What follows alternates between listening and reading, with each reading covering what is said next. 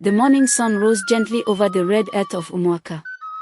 Drums rolled through the air as palm wine flowed, and laughter filled Chief Okeke's compound. Today was a day of peace, a day when the kola knot would bind two great families forever. Adi sat behind her mother, dressed in a wrapper of deep wine and gold, her wrist shining with coral beads. Around her, women hummed wedding songs, songs she had heard since childhood. But her heart was not dancing. Across the courtyard stood Obinna, Chief Okeke's first son. His eyes met hers just once, long enough to make the world fall silent. Chief Okeke's booming voice broke the moment. "Today," he said, "our kola will join my blood with Chief Nnaji's. Adi's will become Ikena's wife, and peace will reign in Umuaka." The crowd cheered. But Adis felt her throat tighten. Somewhere inside her chest, something was breaking. That night, when the moon was round and white as a calabash, Adi slipped away.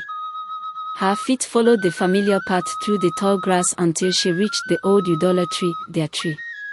Obinna was already there, waiting in the shadows, a carved wooden flute resting on his lap. "Adis," he whispered, standing as she approached. "You shouldn't have come." She smiled sadly. "And you shouldn't be the one I love." He looked at her, the woman his heart had chosen but the gods had forbidden. "If they find us," he said, "I'll be banished." "Then let them banish the stars, too," she said, stepping closer. "Because my heart will still find you."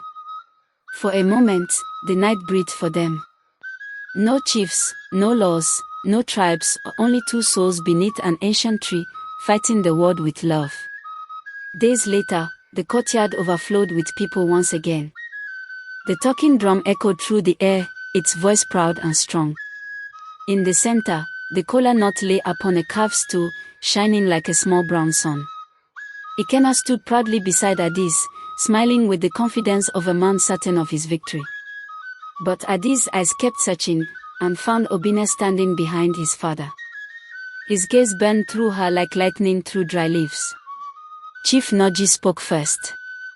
"Let this kola unite our blood," he said, lifting it high. Elders nodded. "He who brings kola brings life." Then, with steady hands, he broke it. The sound was wrong, a rough, uneven crack. Half fell to the floor. Half splintered in his hand. A hush fell across the courtyard.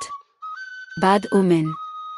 Before anyone could speak, a woman's voice rose from the crowd, trembling, breaking.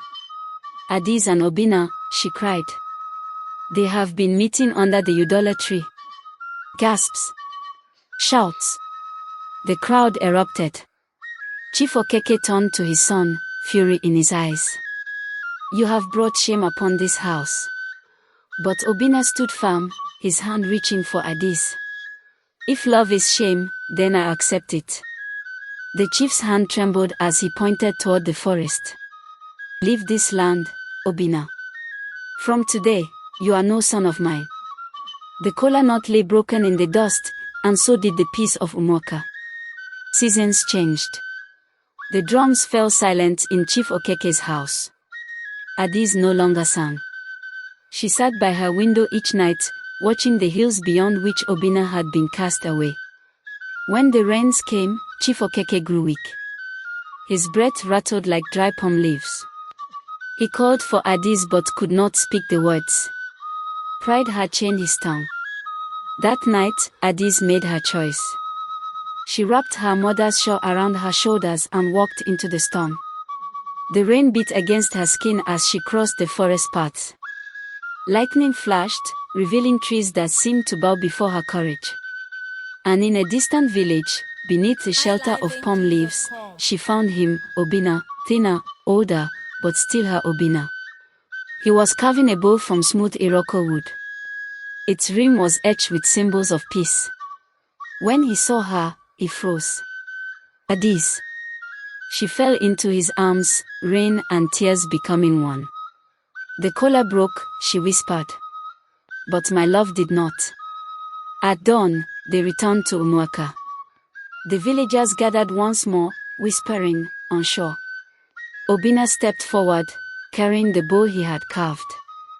Inside it lay a single kola nut, fresh, clean, unbroken. He knelt before the elders. "Let this kola seal not our families," he said, "but our forgiveness." The old chief's eyes filled with tears. For the first time in many moons, he smiled. He reached down, took the kola nut, and split it with his trembling hands. It broke perfectly, clean and even. The people gasped, then cheered. The drums returned, the women sang, and the red earth of Umuaka felt alive once again.